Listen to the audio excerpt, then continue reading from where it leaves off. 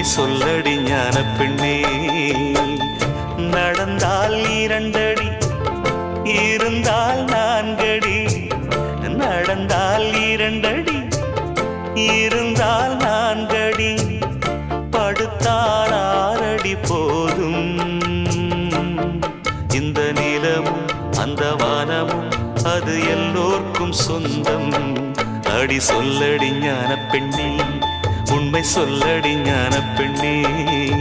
சொல்லடி ஞான பெண்ணே, உண்மை சொல்லடி ஞான பெண்ணே. நடந்தால் 2 அடி,